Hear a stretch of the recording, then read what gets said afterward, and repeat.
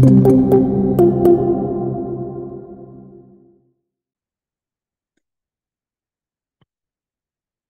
така, здравейте отново. Много се радвам, че сте тук и ви благодаря, че ще споделим следващите приблизително 45 минути заедно. Сега ще споделя моят екран. Надявам се, добре ме чувате. Сега виждате презентацията.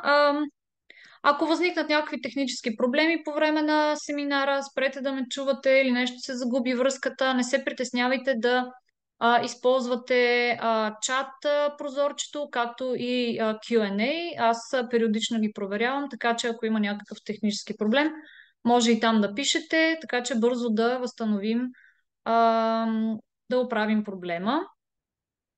А, и така, аз съм Радостина Иванова и съм обучител за базите данни на Elsevier за България.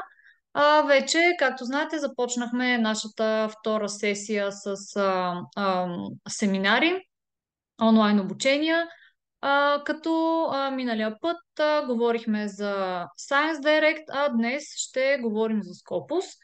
Ако някой е пропуснал предишната ни среща, може да влезете в Training Hub, където ще намерите записи на предишни вебинари, както и програмата за бъдещите такива. Както споменах, днес ще пристъпим към Scopus и ще направим един кратък преглед на това какво представлява Scopus, как се работи с него, какви са неговите функции и какво е неговото съдържание. Също много интересна информация, която ще разгледаме. Това е фокусът и новостите на Scopus през 2023 година, какви са основните акценти през 2023 година и какви ще са съответно новите функции на Scopus. Само да ви кажа, че все още някои от тях не са въведени, не са имплементирани, тъй като все още се работи по тях, но за това ще маркирам все пак да знаете какво е подготвил Scopus за вас. За колегите, които не са се сблъсквали с Scopus, какво представлява? Това е една база данни, която подпомага света на научните изследвания и ви помага да взимате решения с висока стойност и увереност. Кои са определящите фактори и ключовите компоненти на Scopus?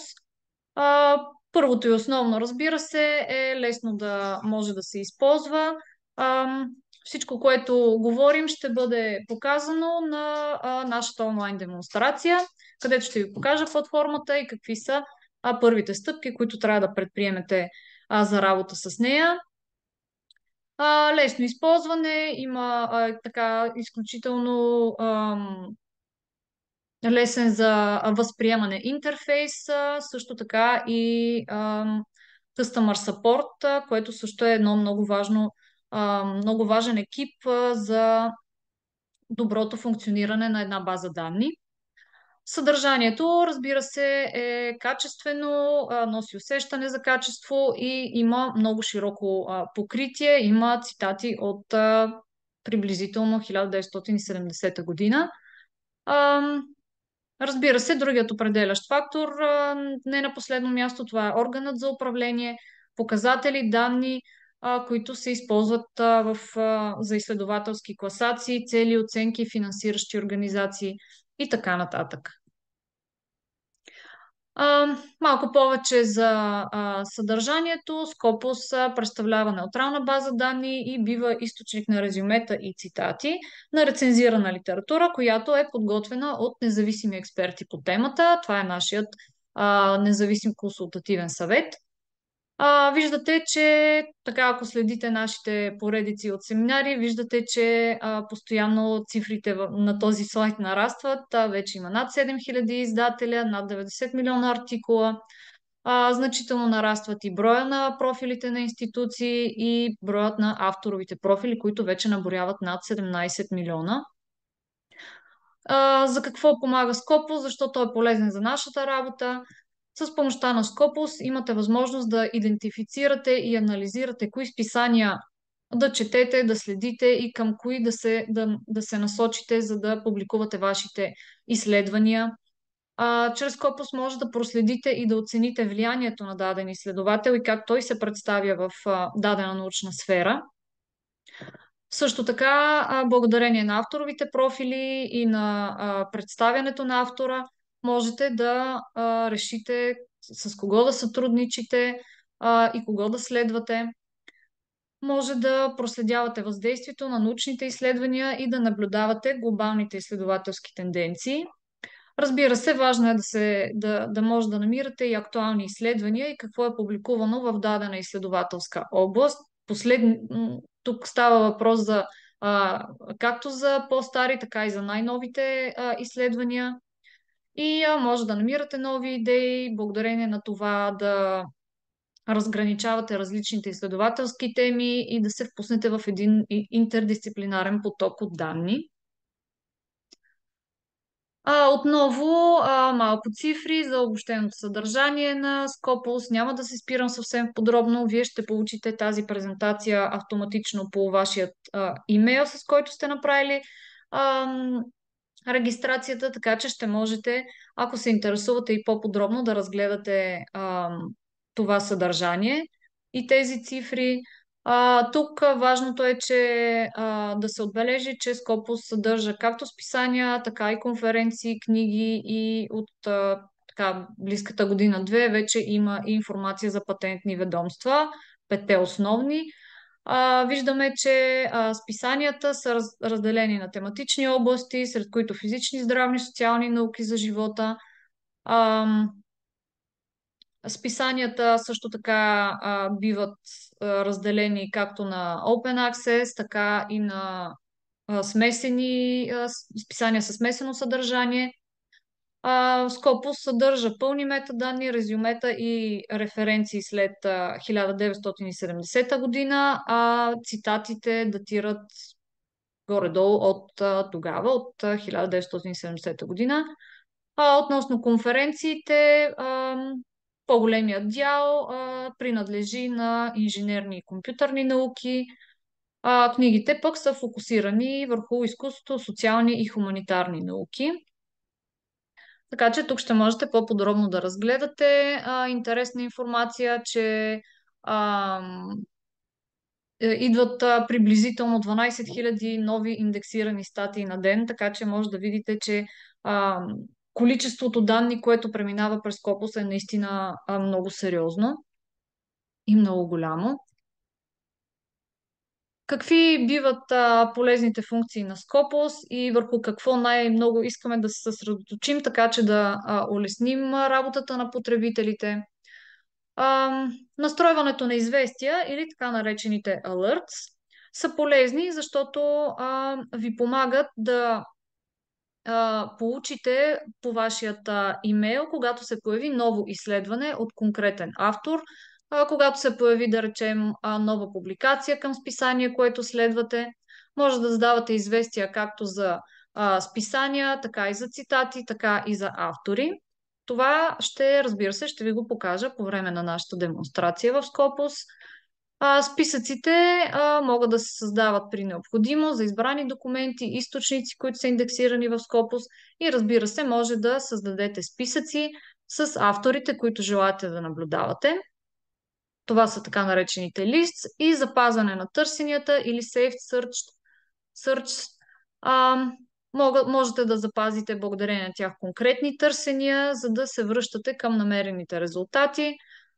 Можете да редактирате вашата заявка, да проверявате нови публикации, които са се появили след последното търсене. Тук да кажем, ако имате конкретна област, към която следите и от която се интересувате, можете с помощта на ключови думи да запазите конкретно търсене и просто с един клик да се върнете веднага към него, като разбира се, списъкът от резултати ще бъде актуализиран, така че ще ви покажа и най-новите изследвания в тази област. Продължаваме натам с малко движеща сила на Scopus и каква е нашата философия за това да развиваме тази научна база данни. Тъй като светът на научните изследвания знаем, че непрекъснато се развива, така че Scopus се стреми също към това. Нашите планове за развитие се основават на няколко основни принципа. Разбира се, непрекъснатото развитие, като благодарение на това ние в процес на работа се учим и най-важното, което правим е да използваме обратна връзка с нашите клиенти. Важно е, разбира се, да се правят и периодични подобрения, като те биват постепенни и чести. Това според нас работи добре за развитието на базата данни. Разбира се, на принципа проба грешка, тестваме и се учим, като резултатите от нашите експерименти определят и нашите бъдещи планове. А, Винаги нашите клиенти са на първо място и най-големият ни източник на вдъхновение. И разбира се, важен е и фокусът върху въздействието на клиентите, така че ние се опитваме да приоритизираме и да планираме нещата така, че да поставим нашите клиенти на първо място. И тук, разбира се, отново обратната връзка, както за обученията, така и за самата база данни. Не се притеснявайте да използвате сапорта на Scopus. Винаги ще получите ако има някакъв проблем, винаги ще получите обратна връзка и всичко възможно за решението на проблема. Сега стигаме до интересните акценти в това какво е новото в Scopus и какво е каква е нашата план-програма за 23-та година. Благодарение на Scopus ние гарантираме взимането на вашите уверени и стойностни решения, независимо от вашата позиция, дали сте библиотекар, ръководител на научно-изследователска дейност, изследовател, финансираща организация и така нататък. Нашите инструменти за откриване и анализ ви предоставят тези полезни данни, от които имате нужда. Всички разработки на продукти на Scopus винаги са насочени към една от следните три теми. Това е лесната употреба на базата данни, получаване на по-добри изследователски резултати и добри инструменти за търсене и анализ на тези данни. Какви конкретно са подобренията за използването на платформата през 2023 година? Едно от ключовите новости, това са интегрирането на авторовите профили на Scopus в Science Direct, тъй като ние смятаме, че подобрената интеграция между Scopus и Science Direct помага подобреното придвижване на потребителите между платформите, което осигурява контекст на авторите, на потребителите в Science Direct и от своя страна, разбира се, подпомага и авторовите профили както и изследователите, да достигнат една по-широка и глобална аудитория. Благодарение на това по-лесно може да открием и даден изследовател. Вече ще има възможност потребителите да търсят по ключова дума, за да намерят подходящи изследователи и бързо да могат да си съставят една представа за лицата, които допринасят за дадена област. Също така, подобрения в профилите на организации също не са изпуснати.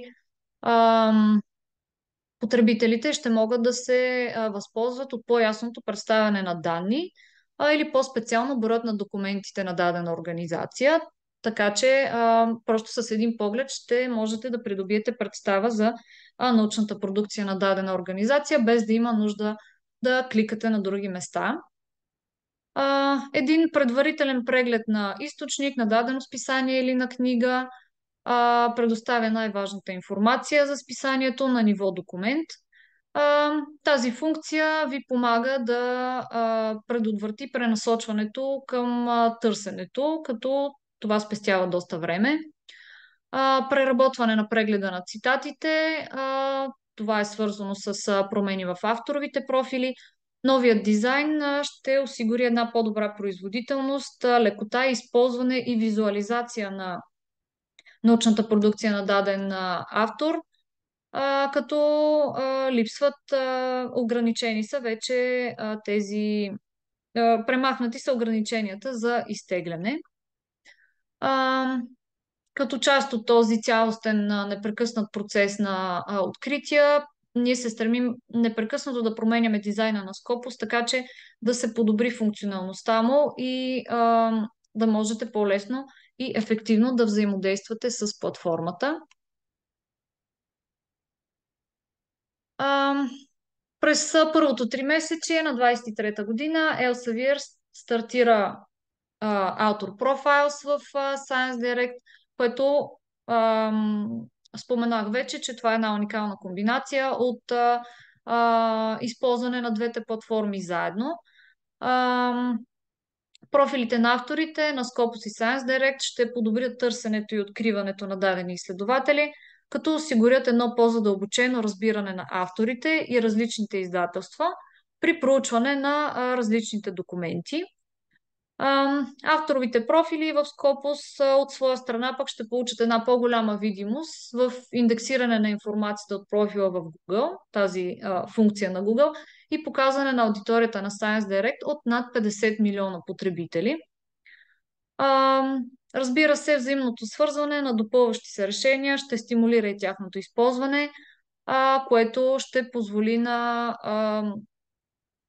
на изследователите, и на библиотекарите да оправдаят инвестицията на своята институция. Ам, Чрез подобен начин на откриване на изследователи, изграждането на вашата мрежа и на мрежата на учените ще стане много по-лесно.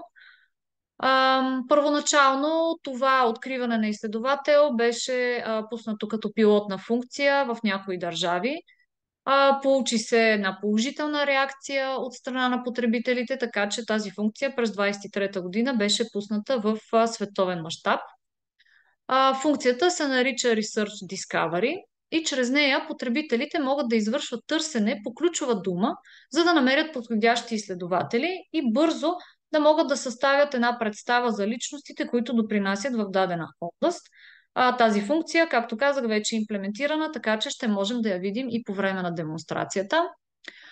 Защо тази функция е толкова полезна за потребителите? Може да подпомага да се идентифицират нови връзки, независимо дали става дума за търсене на сътрудници, за търсене на рецензенти, за търсене на мониторинг, за съвет или просто изграждане на една а, мрежа, изследователска мрежа. Също така, профилите на организациите също биват преработени за една по-добра представа. А, Подобряване на тази страница се получи въз основа на обратна връзка, получена през 22 година и първото тримесечие на 23-та. Все още това, което успях да погледна, при нас не са, а, поне при мен, не знам, в зависимост от версията на Scopus, все още този нов изглед не е имплементиран, така че това е за бъдеще. А, Хубавото тук е, че може да се проследи приносът на дадена организация към Sustainable Development Goals. Споменавали сме за тях, знаете, една инициатива на ООН за едно устойчиво развитие. Ам, Продължаваме да подобряваме, разбира се, и начина по който представяме данните, като алтернативни имена на дадена организация. Знаете, че много често, в зависимост от специфичните изисквания на дадено издателство, институцията бива изписана с различни имена. А, Добавяне на повече показатели на ефективността на организациите за едно по-добро визуализиране на данните, като брой документи, могат да се подреждат по брой, по възходящ и нисходящ ред и така нататък. Може да се подреждат по област, по структура, по колаборации и така нататък. Това е едно така много полезно и удобно представяне на данните на дадена институция. Другата новост, която в бъдеще ще представи Scopus, това е така наречения преглед на източника, която на ниво документ ви представя най-важната информация за даден източник. Това от своя страна помага на изследователите да решат дали да продължат да преглеждат подробности за статията или да потърсят повече информация за списанието, в което е публикувана тази статия и евентуално да могат да пренасочат своите изследвания натам. Изгледът съдържа следната информация. Тя е представена на слайда. Едно от най-важните, един от най-важните компоненти, които трябва да видим и да бъдат показани на първо ниво за даден източник. Това, разбира се, са метриките. Виждаме, че тук са представени SiteScore, SGR, SNP и така нататък, както и подробна информация за SiteScore Rank. Мисля, че една такава представа и такъв изглед на даден източник ще доведе наистина до едно удобство за използване на платформата. Също новост през 2023 година, през второто полугодие, ще бъде една подобрена визуализация на цитатите на дадените автори. Това гарантира един по-висок праг за генериране на онлайн прегледи и цитати и няма ограничения за броя на изтегленията на ден. В момента мисля, че това все още не е имплементирано. Ние все пак за всеки случай ще проверим един авторов профил, за да видим по какъв начин се представят цитатите, но тази визуализация ще бъде представена и в бъдеще за едно наистина удобно, един удобен преглед на научната продукция на даден автор. Скопус, разбира се, ще се стреми да бъде източник на още по-добри изследователски резултати през 2023 година,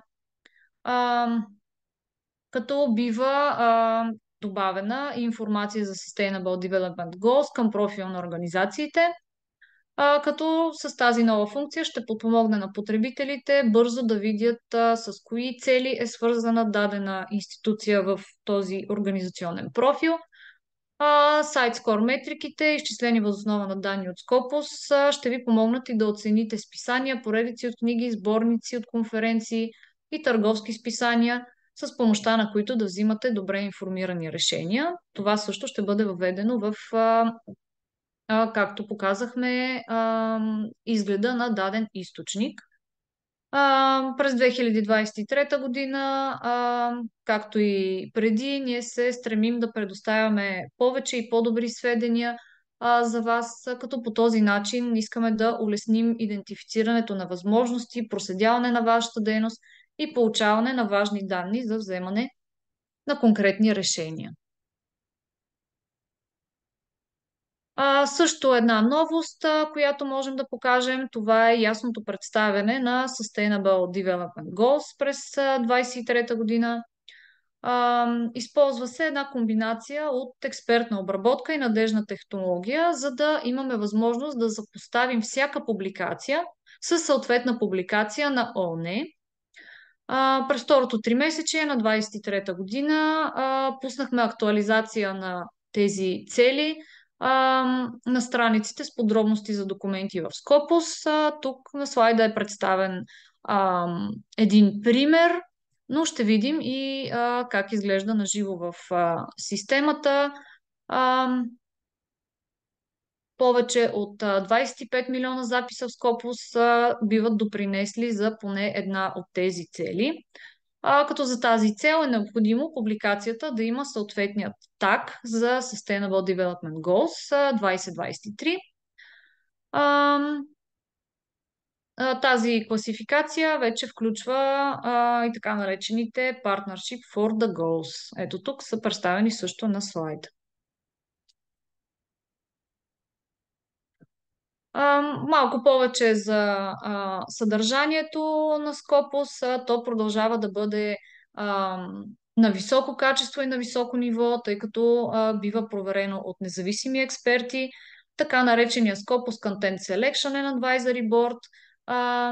За тези, които не знаят, това е един международен независим съвет от 17 председателя, които разполагат с експертен опит в различни области. Това е съвета, който прави подборът на съдържанието на Scopus. Съответно, знаете, че Scopus разполага с строги и прозрачни критерии за подбор и отношение на качеството, както на качеството, така и на етиката, разбира се, използвани за оценка на потенциални заглавия. Редовно, разбира се, се прави една преоценка на съдържанието на Scopus, като биват премахнати заглавия, които спират да отговарят на насоките, като, например, за периода 2016-2020 година бяха премахнати около 536 заглавия. Тук отдясно на слайда са представени стадиите, през които минават съответните заглавия, за да бъдат индексирани в Scopus. Виждаме, че годишно предложенията са над 3500. В стадии 2 минават около 39%, които отговарят на минимални критерии на Scopus. И вече в стадии 3, след преразглеждане, около 46% успяват да преминат след преразглеждане на консултативният съвет. И тук накрая виждаме, че около 630 от тези 3500 серийни заглавия отговарят на всички критерии на Scopus. Едно така обобщение относно Scopus представлява мощно търсене, профили, метрики и структурирани данни, които ви помагат да напредвате, оценявате и отразявате научно-изследователска дейност на вашата институция или на даден автор. Отново тези цифри от началото на слайда: над 90 милиона елементи, профили на организации, авторови профили, голям брой серийни издания, конференции, списания с отворен достъп и така нататък. Отново може да разгледате по-подробно тези данни, когато получите публикацията. Презентацията, извинявам се. Сега мога да оставя една минутка, ако някой има въпрос, пояснение, нещо да каже, бележка, преди да пристъпим към онлайн демонстрацията.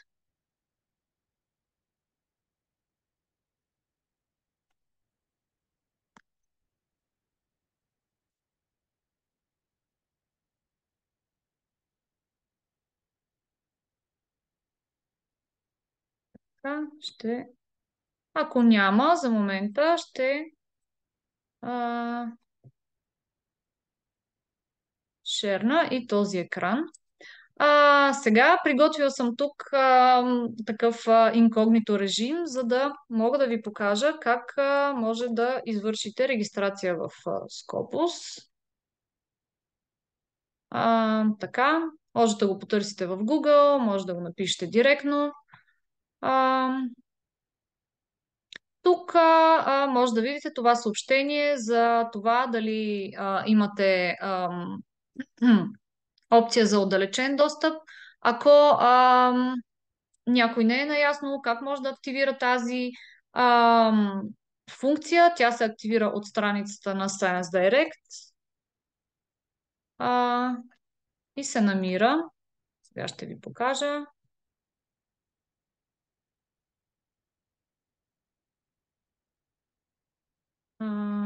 Така. Ето тук от страничката кликате Remote Access и важното е да въведете профил от вашият институционален имейл, вашият служебен имейл, където съответно организацията ще предостави чрез VPN отдалечен достъп, така че ще имате възможност да имате достъп до съдържанието както на Scopus, така и на Science Direct, remotely или отдалечено. Ще получите имейл за потвърждение и отдалеченият достъп ще бъде вече активиран, след като следвате там един линк, който ще ви каже да активирате опцията за отдалечен достъп. Няма нужда да правите това и в Scopus. Автоматично, както за Science Direct, така и Scopus може да използвате опцията за отдалечен достъп. Тук на мен сега ми вади това съобщение да си проверя достъпът, но сега няма да го правя. По този начин изглежда страничката на Scopus, преди да сте направили своят акаунт. Това, което първо трябва да направите е да кликнете ето тук на Create Account, след което ще следвате няколко стъпки. Те са лесни. Може да се съответно впишете и с профилът на вашата институция. И ето тук при регистрацията ще изпълните няколко стъпки, вашето име и фамилия и разбира се парола. Ако имате затруднения за това как да оформите вашата парола, така че тя да бъде силна и непробиваема, ето тук има даден съвет, а, след което просто кликате на бутона Register. И по този начин създавате потребителски акаунт в Scopus. Разбира се, искам да обърна внимание, че има съществена разлика между потребителския акаунт и авторовият профил. Авторовите профили се създават автоматично чрез публикации в списания, индексирани в Scopus, доколкото потребителски акаунт може да създаде всеки. Така, аз разбира се вече имам акаунт, така че ще се впиша с него, за да мога да ви покажа съответно функциите, за които говорихме. А по този начин влизате в вашия профил.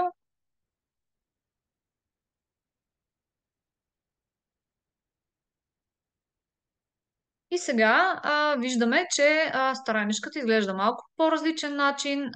Ето тук това е индикацията, че сте влязли в вашия профил. Тук са вашите инициали. А, началната страница на Scopus ни предлага опциите за търсене. Тях ще разгледаме на следващият семинар. Ето тук, ако кликнете, може да потърсите, да, всъщност това е сърча. Съветвам ви да използвате ето тази функция. Тук може да разгледате различни обучения. Има както често задавани въпроси, така и клипчета с различни функции, различни обучения. Ако все още не знаете как да започнете, можете ето тук от Support центъра да Support центъра, разбира се, предлага и често задавани въпроси. Тук може да разгледате по отделни теми какво ви интересува, как да използвате продукта, какво е съдържанието. И тук, разбира се, може и да направите едно търсене за това, което конкретно ви интересува и съпорта ще ви отговори. И при някакви специални заявки, които не може да намерите тук, може да ни потърсите ето тук от контакта чрез имейл. Така. Ще разгледам първоначално тези новости, за които споменах. Знаете, че стандартно в Scopus имате възможност да търсите както по документи, от тук може да въведете ключова дума, автори, афилиации и така нататък. И така нататък, като в последствие да филтрирате вашите резултати и тук да напишете ключова дума. Имате възможност да извършвате и търсене по автори, но освен името на автора и този уникален, знаете, ORCID номер, имате възможност да търсите и с помощта на ключова дума, която е новата функция на Scopus, така че за да може да се открие кои автори имат принос към дадена област. И сега тук ще напишем, например, Catalyst and секунда само, измислям си.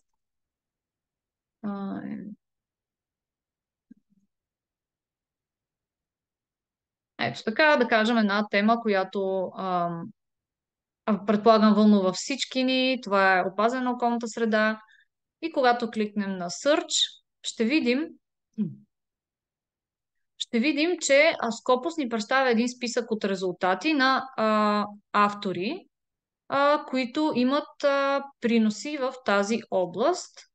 Виждаме, че можем да подредим резултатите, както сметнем за добре, по Matching Documents, по цитати, можем да видим съответно кой автор е най-цитиран в дадена област, ам, по хаш индекс, по брой документи и така нататък.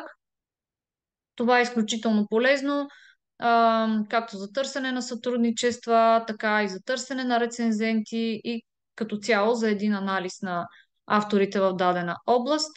Можем, разбира се, да реферираме нашите резултати по години, по държава, по организация и така нататък. Все пак, като една нова функция, тук нямаме чак толкова много филтри, както при търсенето на документи. Но сега тук можем веднага да кликнем на Preview Profile, където ни дава една бърза експертна визия на профилът на автора. Съответно, виждаме, имаме институция, имаме а, експертиза като години, кога са най-последните документи и така нататък. И вече, ако се интересуваме по-сериозно от този автор, можем да кликнем и на View Full Profile, където вече ни отваря и пълният авторов профил на съответният автор. Така малко по-бавно зарежда, но тук са и документи, коавтори, брой документи. Ето тук също можем да видим и метрики на автора, които също са една нова функция на Scopus. И това представяне на документи, като кои са най-цитирани и съответно по SiteScore. Тази действително нова представа и този нов изглед на Scopus ни дава наистина една много ясна представа за представянето на автора в дадена сфера и смятам, че ще бъде много полезно. Това, което можем да направим, както коментирахме, можем да настроим известие за това, когато се появи ново изследване за даден автор, ние да получаваме по имейл тази информация, както за поява на документ, така и за цитат. Съответно, ако вие сте изследовател и искате да следите вашите цитати, също може да настроите това известие, например за цитати, и когато ваша работа бъде цитирана, вие ще получите известие по имейл. Може да контролирате, разбира се, и честотата на получаване на тези имейли, след което кликате Set. Може да запазите това търсене в автори, може да си създадете списък за автори, така че да не се налага да ги търсите отделно. Ето тук на въпросчето може да кликнете и за да получите повече информация. Всички тези функции, както Alerts, така и списъците, са достъпни, когато вие имате потребителски акаунт и съответно взаимодействате с платформата. Тук Edit Profile, за момента няма да го коментираме. Така. Сега връщам се отново към началото. Също интересна функция е, както споменах, връзката с Sustainable Development Goals. Отново ще извърша едно търсене.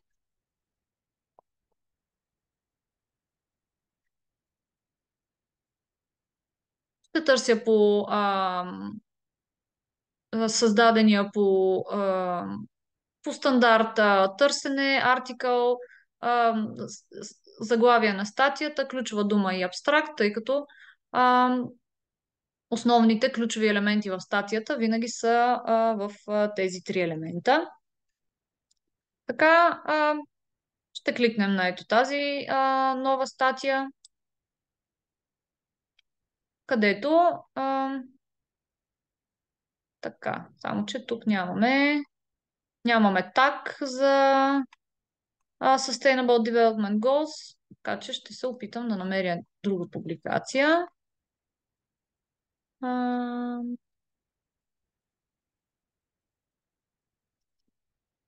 А, добре, чудесно. Ето тук виждаме едно overview на това какъв изглед ни представя Scopus за дадена публикация и когато кликнем на Sustainable Development Goals, ние ще видим, че съответно тази работа има принос за а, тези цели за 23-та година. Съответно, можем да видим метрики, можем да видим данни за финансиращи организации и така нататък. Това също е една от новите функции на Scopus и връзката с Sustainable Development Goals. Също много важно нещо, което искам да спомена, това е къде може да намерите вашите списъци, известия и така нататък. Ето тук, когато кликнете на вашето име отдясно, виждате списъци, запазени търсения, alerts и така нататък. Тук на дашборд и на request това са когато, да кажем, искате да бъдат направени някакви промени по авторов профил или нещо подобно, може да следите тук вашите реквести към Scopus Support на този дашборд. Разбира се, получавате и подробна информация и по имейл. Но за Author Feedback Correction ще говорим, когато имаме семинар за авторовите профили. Мисля, че това е горе-долу като начална работа с Scopus. Не пропускайте, разбира се, и нашите семинари нататък, където ще говорим както за търсене, така и за авторови профили. Мисля, че ще получите една подробна информация. Миналия път споменах за неща, които ще казвам на всичките ни вебинари. Това е моят апел към използването на SciVal. Какво представлява SciVal и защо апелирам към неговото използване? Това е една модулна платформа, която ви помага да управлявате, визуализирате и експортирате изследователската информация в съответствие с конкретните нужди и предпочитания на вашата институция. Така че с помощта на което вие ще можете да направите един сравнителен анализ, за да разберете добре позицията на вашата институция или автор спрямо вашите колеги и спрямо световните и национални стандарти. Днес 11 институции в България имат достъп до SciVal.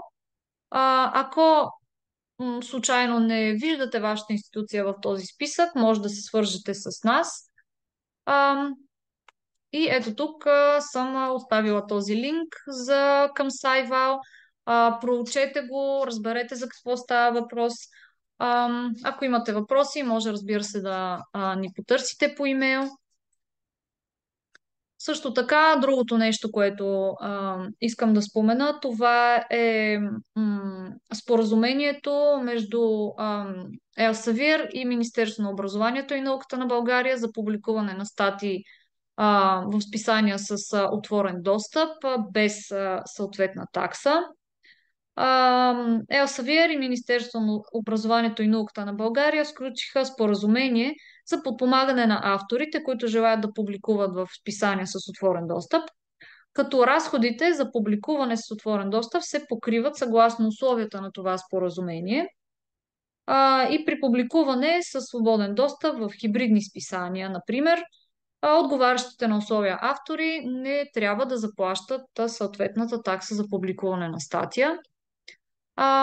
Ако изтеглите тази презентация, тук съм оставила линкове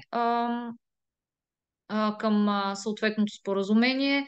Има често задавани въпроси, има пълна информация. Мисля, че ще бъде много интересно за изследователите да разберат за какво става въпрос.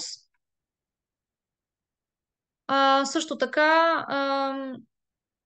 в страницата на Elsevier Training Hub имате възможност да намерите семинари, както информация за предстоящи, така и записи ам, от минали вебинари. Има и на различни езици, както на английски, на български и така нататък. Може да посетите и семинарите за Сайвал, ако имате нужда да използвате тази платформа. Така че апелирам и към това. Ще прегледам въпроси, ако имате, разбира се. Може да използвате чатбокса и Q&A а, прозорчето. Така, имаме един въпрос.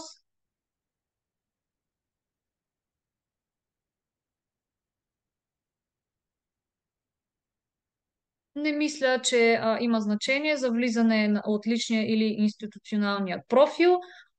Разбира се, ако сте изследовател,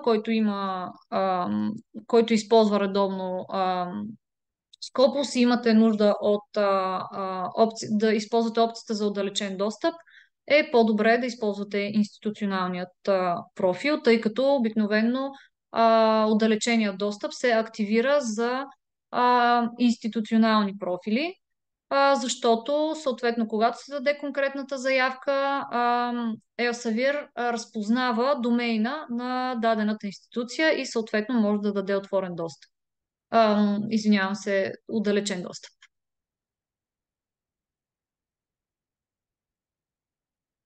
Да. Ще изчакам още една минутка, не се притеснявайте. Може да зададете въпроси. Ако конкретно не се сещате, може да ме потърсите по имейл. Моите контакти са дадени на слайда. Също така, ам, може да посетите и нашата Facebook страница, както на глобално на Elsevier, така и на Elsevier за България. Публикуват се много често постове с много полезна информация, както за ам, хора, боравещи с научна информация, така и за изследователи. Може да проследите нашата страница. Там също ще намерите информация за нашите вебинари.